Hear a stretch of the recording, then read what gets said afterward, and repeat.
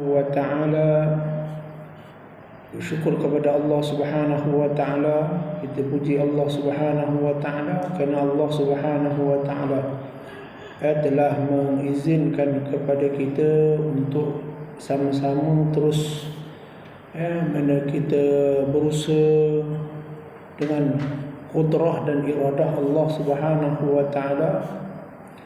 Kita sama-sama diberikan peluang oleh Allah Subhanahu wa ta'ala sekali lagi untuk kita melaksanakan amal-amal ibadah, melaksanakan seluruh perintah Allah Subhanahu wa ta'ala. Mudah-mudahan Allah Subhanahu wa ta'ala akan sentiasa menganugerahkan kepada kita dengan taufik dan hidayah serta inayah. Mudah-mudahan Allah Subhanahu wa ta'ala menganugerahkan kepada kita dengan iman, takwa, dan dapat kita sama-sama melakukan atau dapat sama-sama kita menikmati segala nikmat syurga Allah Subhanahu wa ta'ala, sama ada nikmat itu yang Allah berikan di dalam kubur ataupun nikmat yang Allah Subhanahu wa ta'ala berikan kepada kita semasa kita berada di yaumul mahsyar, ataupun kita berada pada mahsyar Allah Subhanahu wa ta'ala. Baik, jadi pada malam ni kita sambung mana kuliah kita seperti biasa. InsyaAllah kita akan membicarakan pada kitab kita, iaitu Al-Miqdar Rabih,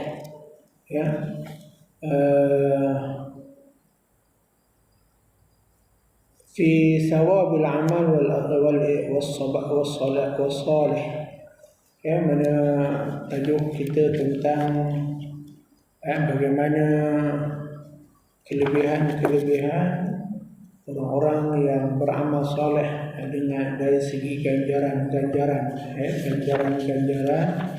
yang dianugerahkan oleh Allah Subhanahu wa ta'ala.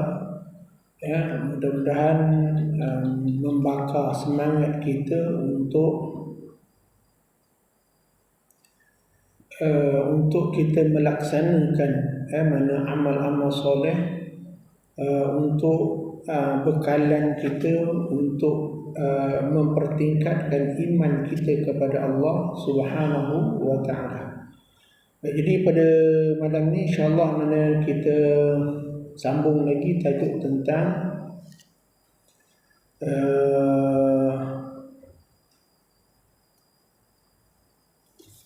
iaitu pahala mana orang yang membaca akan ayatul kursi, sawabu qiraati ayatul kursi. InsyaAllah nanti kalau sempat kita bicarakan tentang mana berpuasa pada 9 hari di dalam bulan Zulhijjah. Baik, jadi kita terus mana akan beberapa hadis Nabi SAW yang membicarakan tentang kelebihan orang yang beramal, orang yang membaca akan ayatul kursi. Ayatul kursi ini adalah merupakan satu pembendaraan Allah Subhanahu wa ta'ala, kunuz, mana perbendaraan Allah Subhanahu wa ta'ala. An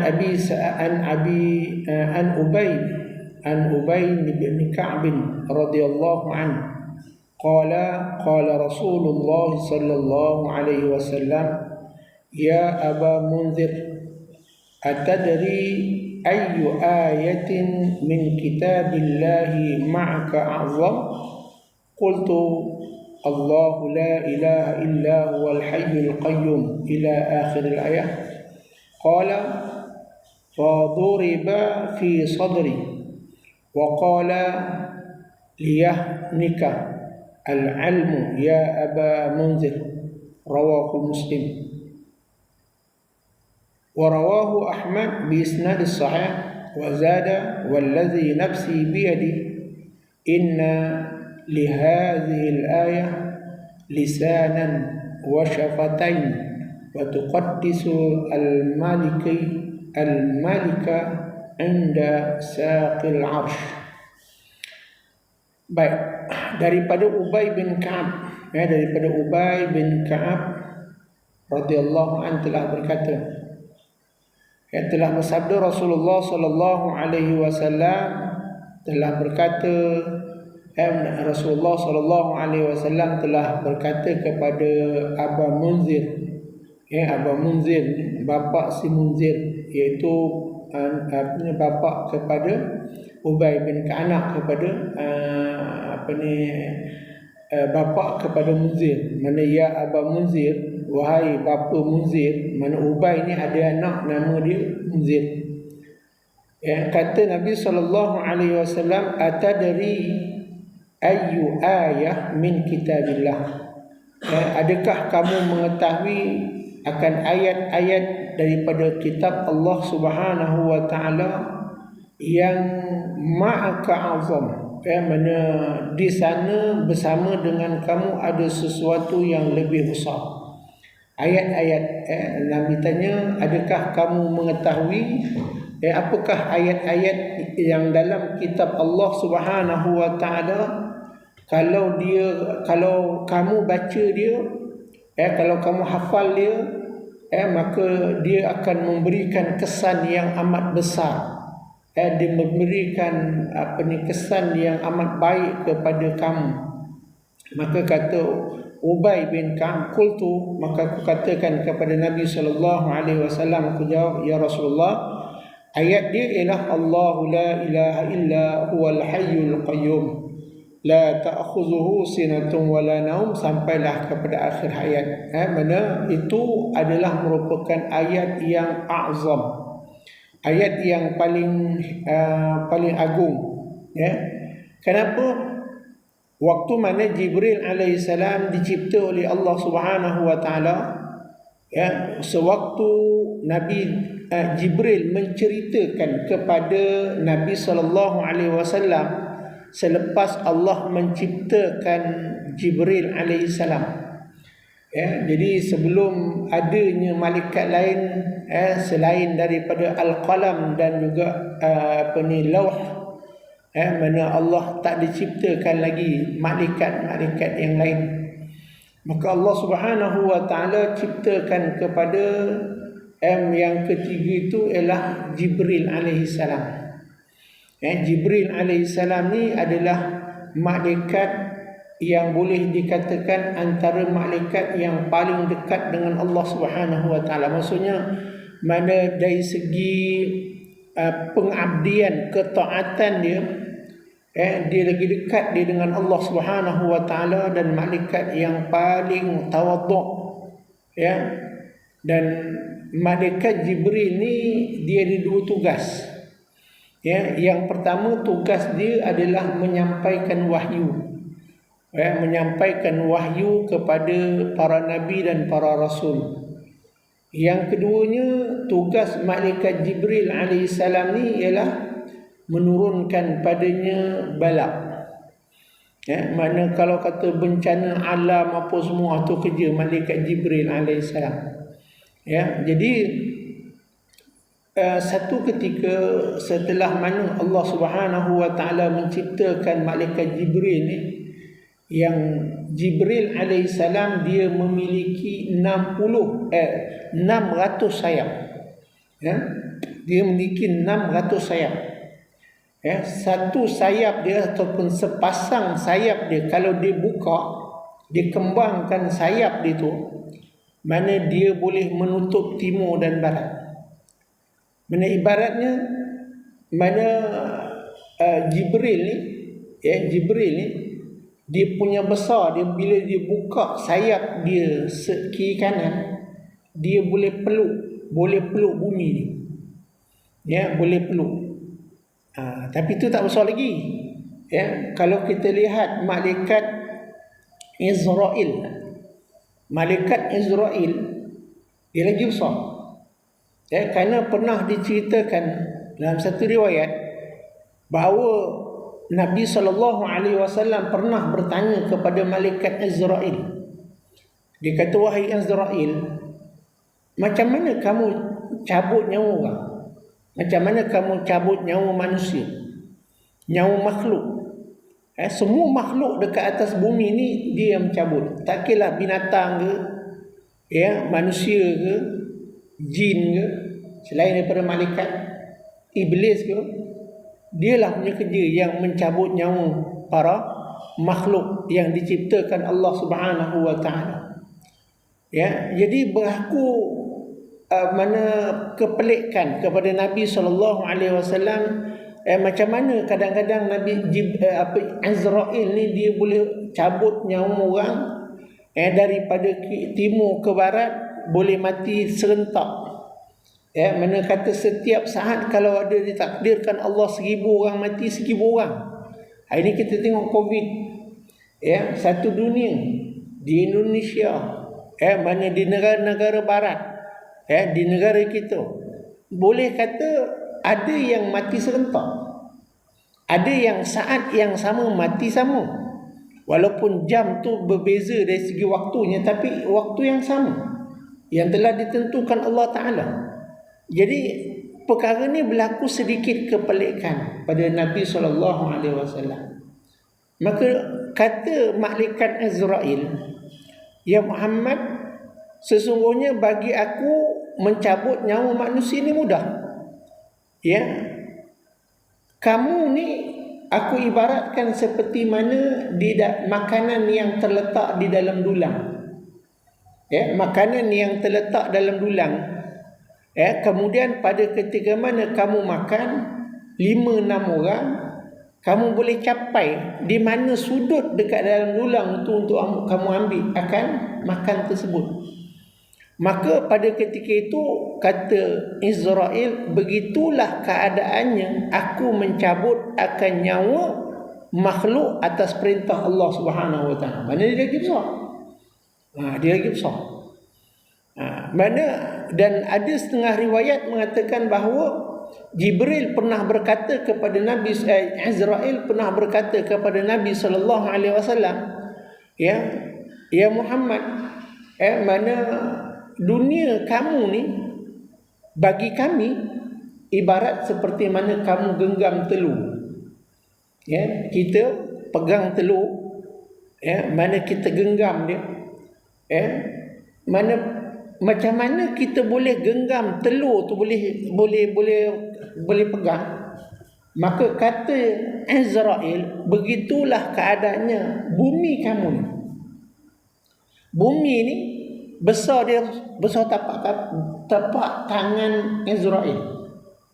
Allahu Akbar. Betul besar. Tapi ada lagi malaikat yang besar lagi.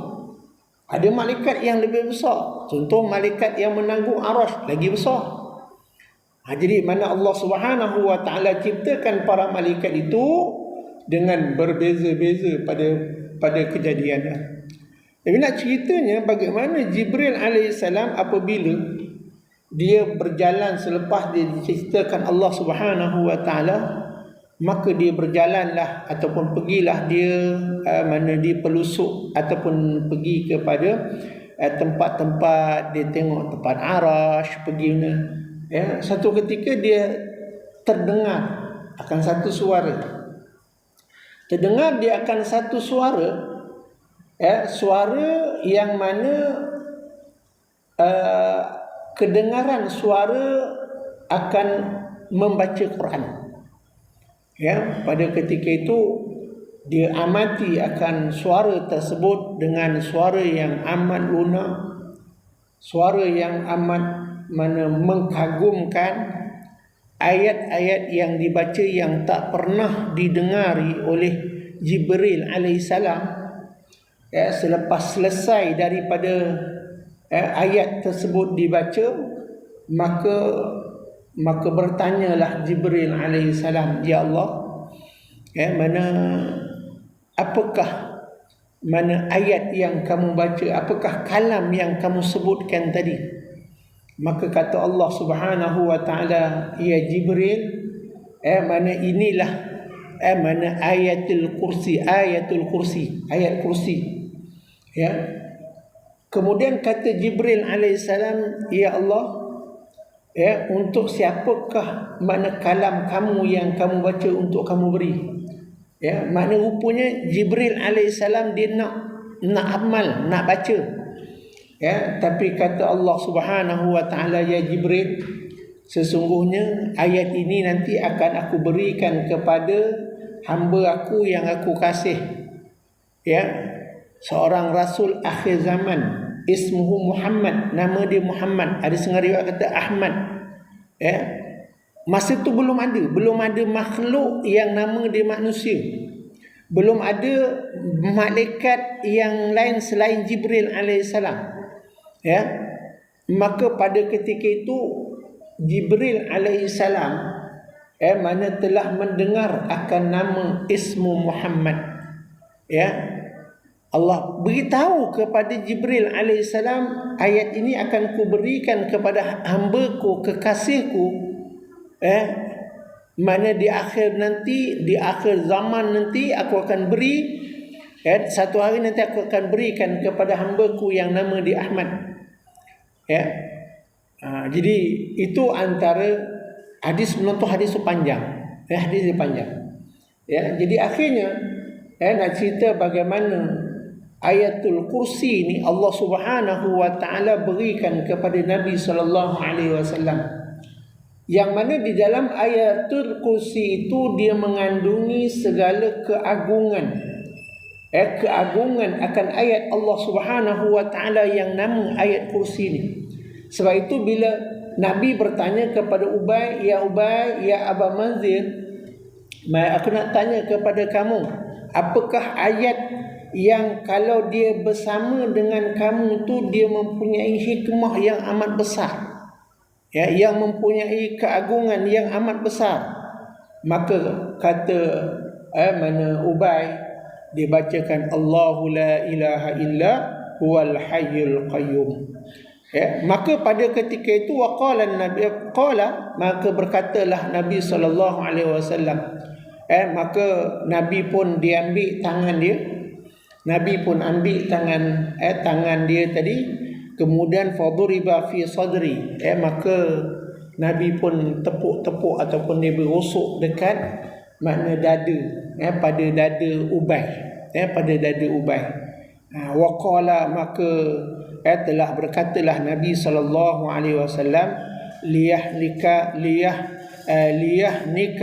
al-ilmu ya Aba, mana mudah-mudahan Allah mencurahkan kepada engkau dengan ilmu wahai Aba Manzir.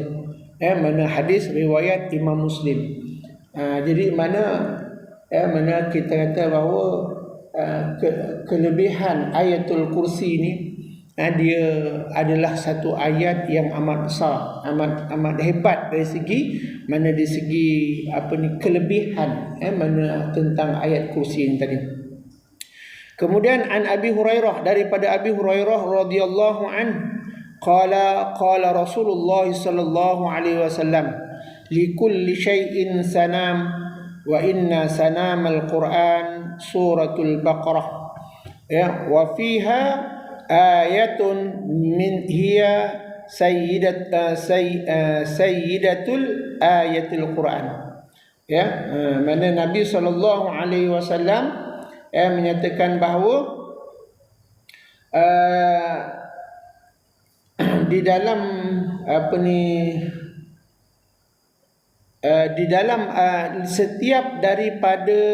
setiap sesuatu tu ada dia punya ada dia punya bunggul, mana ada dia punya bunggul dan bagi sanamul Quran suratul Baqarah, mana dan bagi sanam ataupun bunggul pada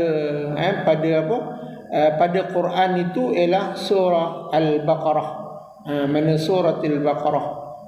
Dan di dalam surah Al-Baqarah itu dia mengandungi ayat yang padanya sayyidatu ayat, penghulu bagi ayat. Mana penghulu bagi ayat di dalam Al-Quran. Jadi mana kata Nabi sallallahu alaihi wasallam, mana ayat Al-Quran ini, ayat kursi ini adalah merupakan ayat penghulu bagi ayat Al-Quran. Mana penghulu. Jadi mana penghulu bagi ayat dalam Quran 30 juzuk tu ialah ayat kursi. Baik, kemudian waqala sahih isnad, kemudian illa annahu qala suratul baqarah fiha, surah al-baqarah, mana di dalamnya ada ayat yang mana ada satu ayat merupakan penghulu bagi ayat di dalam Al-Quran. La tuqra'u fi baitin, mana wa fi syaitanun illa kharaja minhu. Itu ayatul kursi. Tidak ada orang yang membaca, mana orang yang membaca di dalam rumahnya akan ayatul kursi, maka mana Nabi kata la tuqra'u fi baitin wa fihi syaitan, rumah yang ada syaitan dekat dalamnya akan keluar mana orang yang membaca akan ayatul kursi. Jadi mana kita kata bahawa apabila kita membaca ayatul kursi, kalau yang rumah kita ada padanya mana jin ke, ada padanya syaitan ke, syaitan tu maksud jin lah, mana ada gangguan ke apa ke, perbanyakkan dengan membaca ayatul kursi. Banyakkan kita baca ayatul kursi, kerana mana ayatul kursi ni tadi dia akan mana dia akan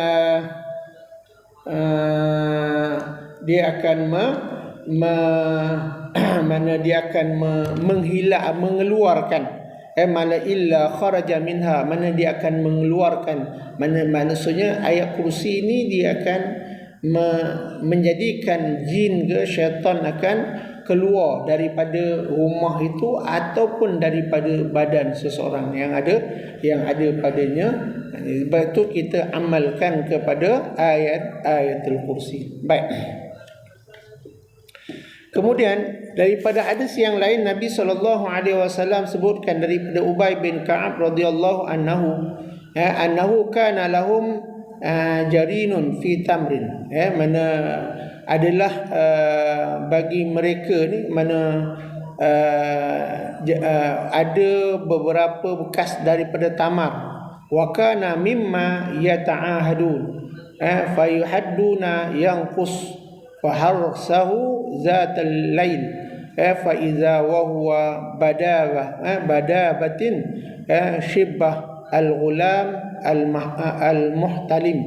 Qala fasallamtu farad as-salam faqala ma anta jin aw ins, qala al-jin.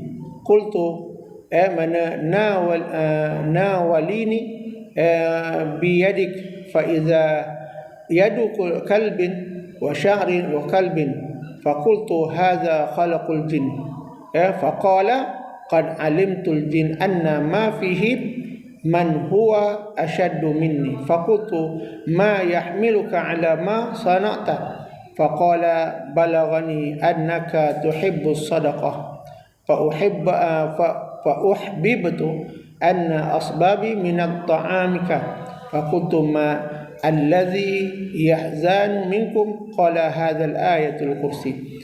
Jadi mana tentang bagaimana tentang seorang kanak-kanak yang dirasuk dengan jin, maka dia beri salam, maka jin tadi dia pun jawablah salam tadi, dia mana berdialog dengan jin tadi. Fakultu, maka aku kata ma anta, siapa kamu, jin ataupun manusia? Maka kata yang dia bercakap dengan yang dia masuk dekat dalam budak tadi, dia kata aku jin. Mana fakultu, maka katakan pada dia, mana aku tanya pada jin tadi, dengan apa sebab apa ni kamu masuk dalam dalam diri dia, dari melalui tangan ke ataupun melalui rambut. Maka qultu hadza khalaqal jin, mana aku tanya inikah kejadian jin, maka kata dia qad alimtul jin, sesungguhnya aku mengetahui jin bahawa apa yang ada dalamnya ialah asyaddu min, dia agak kuat daripada aku. Faqultu ma yahmiluka ala ma sana'ta, apakah yang menyebabkan kamu yang kamu buat mani? Maka kata dia, mana sampai kepada aku akan benda ni sebab mana tuhibbus sadaqah, mana disebabkan dia banyak kepada sedekah. Jadi pada ketika itu mana dia bertanya, bagaimanakah mana aku nak mallazi yahzanu minkum, macam mana aku nak jadikan kamu ni orang yang akan yang berduka cita. Maka kata dia, apabila kamu membaca ayatul kursi fatarakahu, maka aku meninggalkan dia pada wagadan, mana besoknya Ubay datang kepada Rasulullah sallallahu alaihi wasallam, kemudian fa akhbarahu, diceritakan kepada Nabi sallallahu alaihi wasallam, maka fasaddaqa khabis, mana telah membenarkan akan cerita yang disebutkan oleh Ubay bin Ka'ab. Jadi mana Ubay tanya, dia masuk dekat dalam satu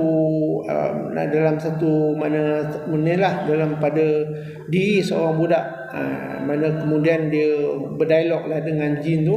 Kemudian dia tanya pada jin tu, macam mana kamu boleh kau masuk daripada tangan ke ataupun kau masuk dekat rambut.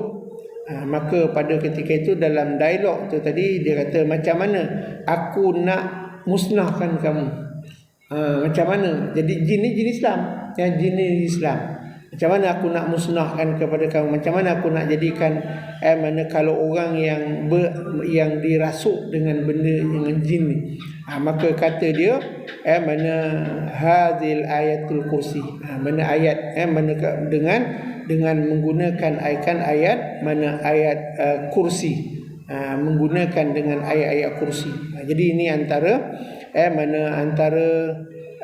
yang disebutkan oleh Ubay. Kemudian pada ketika itu dia datang, besoknya ditanya dengan Nabi sallallahu alaihi wasallam, maka Nabi membenarkan apa yang jin tu cakap, tetapi Nabi sallallahu alaihi wasallam menyuruh kepada mengambil kepada Nabi sallallahu alaihi wasallam, bukan ambil pada jin, walaupun jin tu jin kat Islam sekalipun, mana Nabi kata kau ambil dengan aku, mana belajar dengan aku. Jadi Nabi cuma Nabi membenarkan apa yang telah dikatakan jin tadi, bagaimana untuk kita nak menjadikan supaya syaitan ataupun jin keluar ataupun lari daripada badan ataupun rumah yang ada padanya jin tadi. Itu antara kelebihan orang yang menggunakan akan makan ayat-ayat al-kursi. Jadi sebab itu ayat-ayat kursi ni selain daripada kita baca, dia khusus, mana yang khusus utama adalah untuk memberi kita ataupun nak mengubati mana diri kita ataupun orang lain yang ada padanya kerasukan, mana ada padanya kerasukan jin ke ataupun kerasukan kepada mana syaitan ke. Jadi banyakkan kita baca mana ayatul kursi. Jadi ayat kursi ni saya dapat mana daripada Tuan Guru Harudin. Maka bila kita nak baca ayat kursi ni, mana dia sebaik-baiknya kita baca dengan 9 kali waqaf. Mana 9 kali waqaf. Jangan baca Allahu la ilaha illa huwa al-hayyul qayyum la ta'khudhuhu sinatun tak. Dia baca Allahu la ilaha illa huwal hayyul qayyum. Satu. La ta'khudhuhu sinatun wa la nawm. Lahu ma fis samawati wa ma fil ard. Man dzal ladzi yashfa'u 'indahu illa bi idnihi. Ya'lamu ma baina aydihim wa ma khalfahum. ولا يحيطون بشيء من علمه إلا بما شاء وسع كرسيه السماوات والأرض ولا يؤوده حفظهما وهو العلي العظيم. Jadi ada 9. Kita baca tu mana melalui 9 tempat wakaf dalam tu. Mana supaya mana bacaan itu dia mana tembak ataupun dia kena kepada orang yang dirasuk. Jadi kalau kita sendiri nak ni baca dekat alam air mana ayatul kursi, mana kita sering ataupun lazimkan kita buka air baca ayat kursi. Kalau kita nak minum, sebelum kita minum kita baca ayat kursi. Jadi itu adalah merupakan protection ataupun dia dapat menghalang seseorang itu daripada mana dirasuki ataupun di itu oleh mana jin ataupun syaitan. Jadi kalau rumah kita rasa panas, rumah kita rasa tak macam tak ada benda, mana kita buat mana 7 kali ayat kursi. 7 kali ayat kursi, mana kita menghadap kiblat, kemudian kita baca ayat kursi 7 kali, mana depan, kemudian kiri, belakang, kanan, kemudian kita atas, bawah, kemudian untuk diri kita sendiri. Mana kita setiap kali kita baca habis kita tiup, habis kita tiup. Mana pergerakan itu mengikut macam kita tawaf. Jadi itu antara bagaimana mana yang saya dapat daripada Tuan Guru Allahyarham mana Harundin, bagaimana untuk nak mengelakkan rumah kita daripada gangguan-gangguan syaitan ataupun jin, dan juga untuk mana nak mengelakkan daripada berlaku musibah. Mana itu kita baca, amalkan dengan membaca ayatul kursi. Lazimkan kita dengan amalan ayatul kursi. Itu antara amalan-amalan yang disebutkan oleh Nabi SAW tentang kelebihan ayat-ayat kursi. Saya nak bawa sikit tentang kelebihan orang yang berpuasa, kelebihan beramal pada hari-hari 10 Hajjah ataupun 10 Zulhijjah. Mana hari-hari bermula daripada awal sampai kepada 10 Zulhijjah. Hadis daripada Ibnu Abbas radhiyallahu anhuma telah berkata Rasulullah sallallahu alaihi wasallam, "Ma min ayyamin amal salihun fiha ahabbu ila Allah." Tiada satu hari daripada hari-hari yang bila kamu beramal soleh yang amat dicintai oleh Allah Subhanahu wa taala, min hadhil ayyam, iaitu pada hari-hari ini, iaitu ayyamil ashar, ayyam ataupun hari 10 hari, ayyamil ashar. Qalu, mereka bertanya, ya Rasulullah, wala jihadu fi sabilillah, sama ke tidak dengan jihad fi sabilillah? Maka Nabi SAW kata wala jihadu fi sabilillah, mana tak boleh sama dengan 10 hari ni. Kalau kita beribadat, beramal dengan dia, tak boleh sama dengan berjihad dengan fi sabilillah, illa rajul, melainkan seorang yang dia berjihad, dia keluar kharaja nafsi wa malihi, mana dia keluar dengan diri dia, mana dia pergi berjihad dengan diri dia, bawa diri dia kerana Allah dan harta dia, summa lam yarji', kemudian dia tak pulang-pulang, bizalika syai', mana dia tak pulang, melainkan itu. Mana kalau dia betul-betul meninggal mati dia kerana bab syahid, itu tak boleh nak lawan lah. Tapi ni kalau dia pergi berjihad, mana kemudian dia balik selamat, dia tak meninggal, tak mati, dia bukan syahid, dia balik walaupun badan dia luka-luka macam mana sekalipun, Maka kata Nabi SAW, tak boleh nak menyamai dengan 10 hari di dalam bulan Zulhijjah itu kepada orang yang beribadah padanya. Itu antara hadis riwayat Imam Bukhari. Jadi alhamdulillah, mana kita dapat, mana malam ni, kita dah masuk malam ni, malam yang kelima, kita dah dapat buat mana qiyamul lail, alhamdulillah. Kemudian kita dapat puasa, kita dapat berjemaah. Jadi mudah-mudahan mana kita akan dapat kelebihan-kelebihan mana yang lebih daripada kelebihan berjihad. Kita hari ni kalau nak berjihad, kadang-kadang kita pun penakut. Dan kita nak jihad pun kadang-kadang kita hanya boleh jihad lawan hawa nafsu. Jadi mana kita nak jihad berperang fisabilillah belum tentu kita boleh buat lagi. Nak angkat senjata pun kadang-kadang kita takut. Tengok darah lembu sembelih pun kadang-kadang kita nak pingsan. Macam mana nak jihad? Jadi sebab itu Nabi kata apa?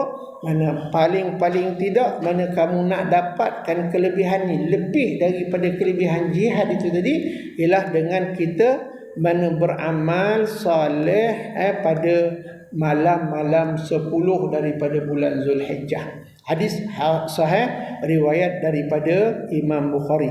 Kemudian daripada satu lafaz riwayat yang lain dikatakan ma'amalun azka inda Allah. Apakah amalan? Telah berkata Rasulullah sallallahu alaihi wasallam, ada satu amalan yang boleh menyucikan diri dia di sisi Allah Subhanahu wa taala. Wala a'zamu ajra min khair, mana dan tidak ada yang lebih besar pahala dia min khair daripada kebaikan ya'maluhu yang beramal padanya, iaitu pada malam ashri adha.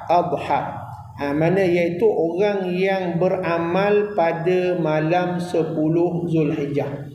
Jadi insya-Allah mana malam 10 Zulhijjah nanti kita akan buat amalan, kita baca Yasin, insya-Allah kita akan buat makan-makan sekilas, kita buat tahlil, kemudian kita buat sunat hajat, kita akan buat mana solat sunat tasbih lepas daripada isyak. Jadi insya-Allah mana kita luangkan masa, kerana Nabi kata apa?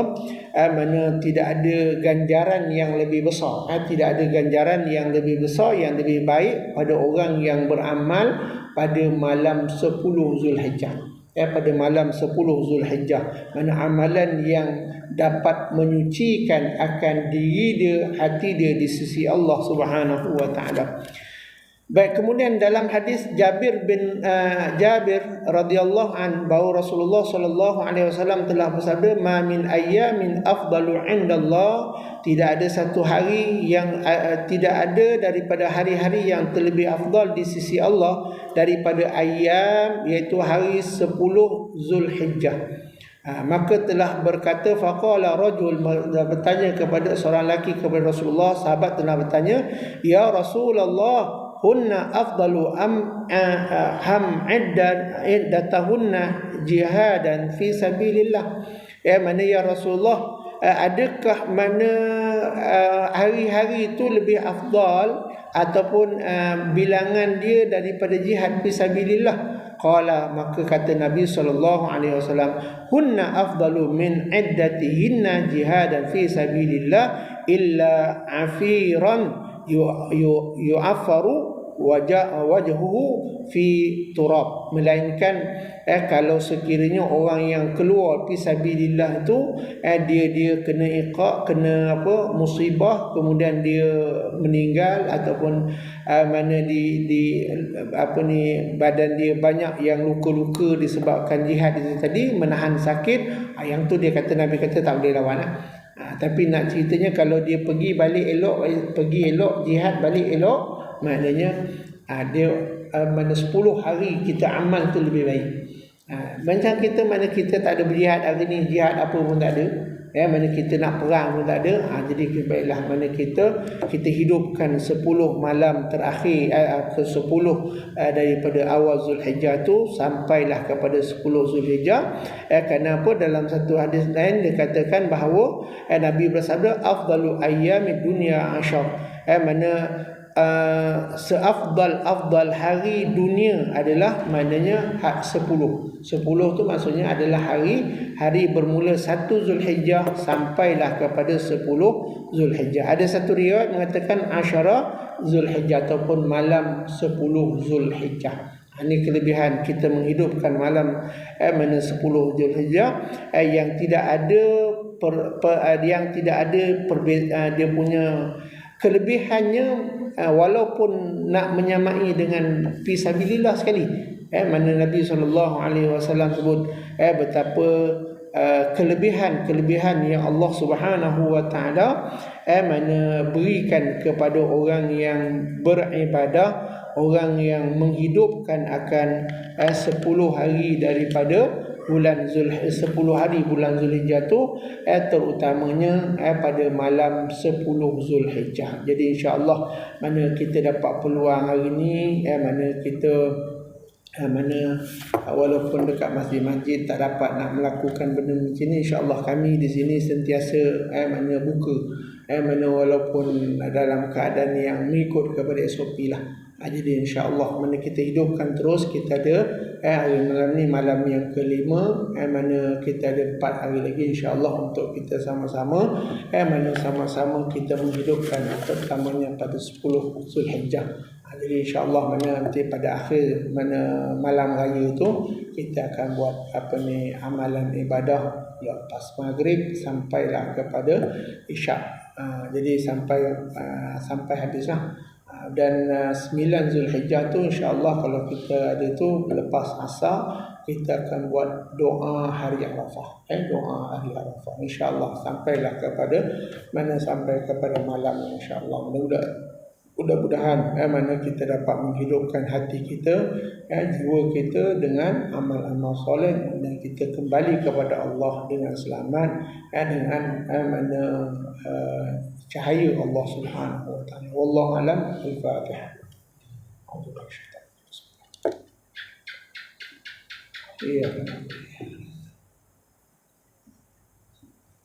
أعوذ بالله السميع العليم من الشيطان الرجيم بسم الله الرحمن الرحيم الحمد لله والصلاة والسلام اللهم صل على سيدنا محمد وعلى آله. اللهم ربنا انفعنا بما علمتنا ورب علمنا الذي ينفعنا وبفضلنا اللهم إنا نسألك رضاك والجنة سبحانك اللهم وبحمدك نشهد أن لا إله إلا أنت صلى الله على سيدنا محمد والحمد لله رب العالمين والسلام عليكم ورحمة الله.